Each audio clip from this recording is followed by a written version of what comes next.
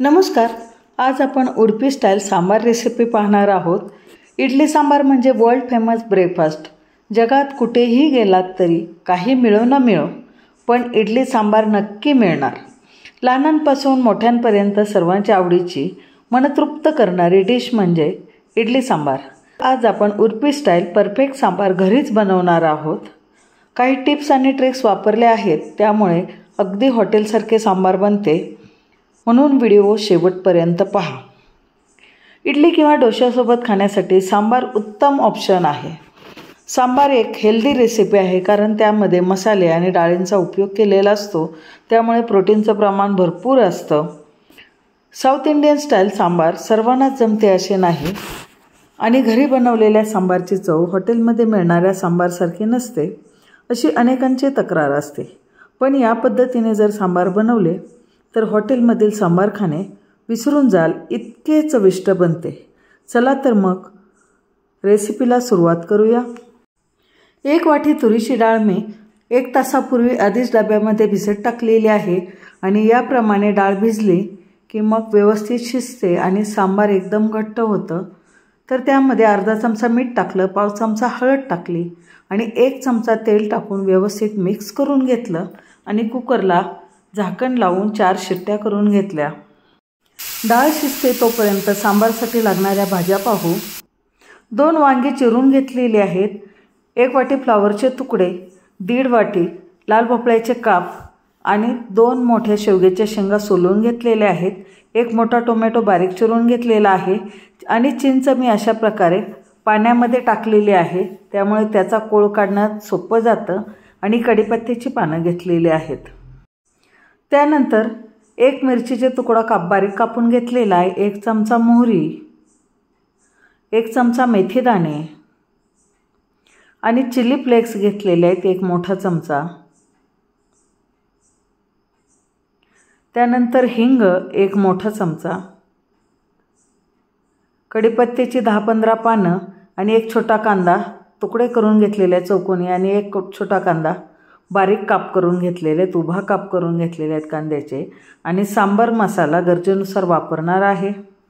आता कुकर गार झालेला आहे, उघडून पाहू.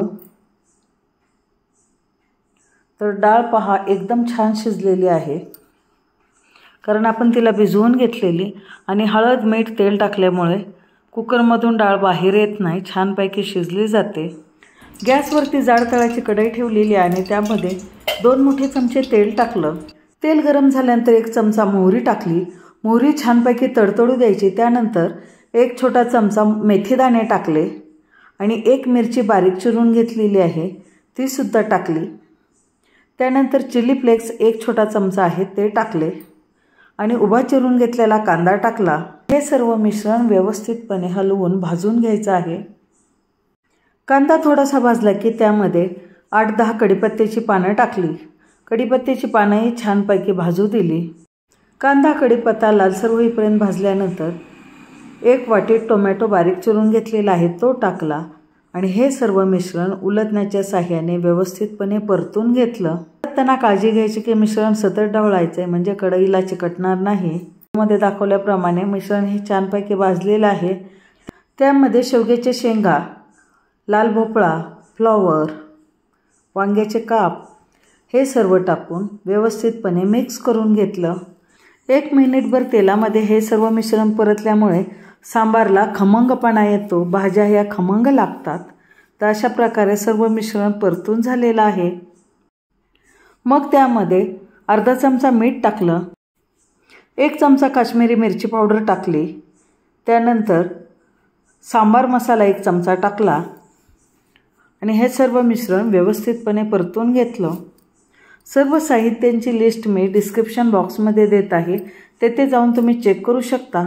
त्यानंतर 1 मोठा चमचा हिंग टाकला आणि चिंचेचा कोळ काढून घेतलेला तो सुद्धा टाकला.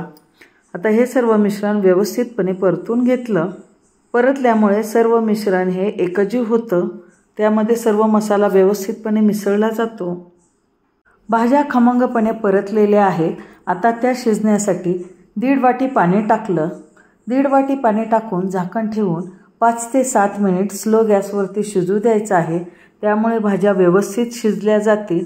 फार शिजवायच्या नाहीत किंवा कच्च्याही ठेवायच्या नाहीत.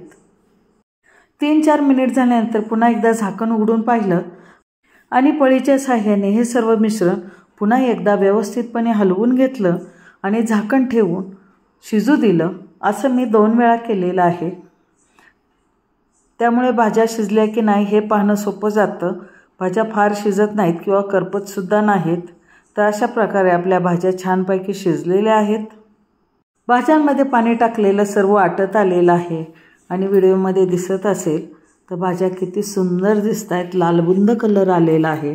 त्यानंतर त्यामध्ये एका छोट्या कांद्याचे आपण मोठे काप केलेले होते ते टाकले आणि ते टाकूनही सर्व मिश्रण व्यवस्थितपणे ढवळून घेतलं.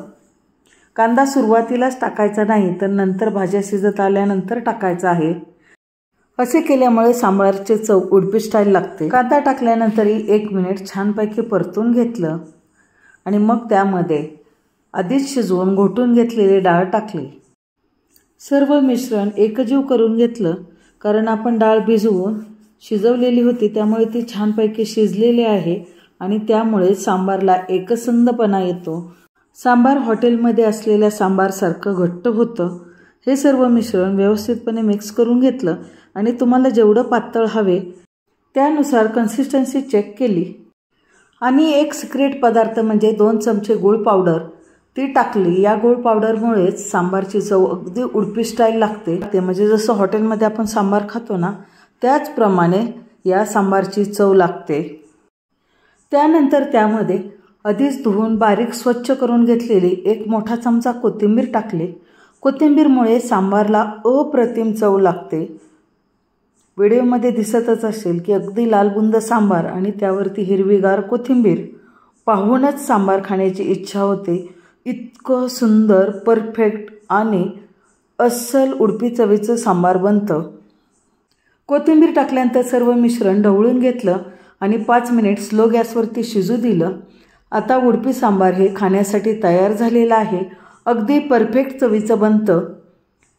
हे सांबार तुम्ही इडली, डोसा, आप्पे, आंबोळी यासोबत एन्जॉय करू शकता. तसंच गरमागरम आंबेमोहर किंवा बासमती तांदळाच्या भातासोबतही उत्तम लागतं. तर एका बाउलमध्ये सांबार काढून घेतलं आणि पहा असं वाफाळणारं सांबार पाहूनच खाण्याची इच्छा होते. इतकं सुंदर झालेलं आहे. गरमागरम खमंग सांबारचा सुगंध पूर्ण घरभर पसरलेला आहे. गरमागरम उडपी स्टाईल सांबार, टोमॅटोची चटणी आणि आंबोळी 1 नंबर लागते. व्हिडिओ युजफुल वाटत असेल तर मित्रमैत्रिणी, नातेवाईक यांना शेअर करा. व्हिडिओ वेळात वेळ काढून पूर्णपणे पाहिल्याबद्दल धन्यवाद. पुन्हा भेटू अशाच नवीन आणि टेस्टी रेसिपीमध्ये. तोपर्यंत बाय बाय. Take care.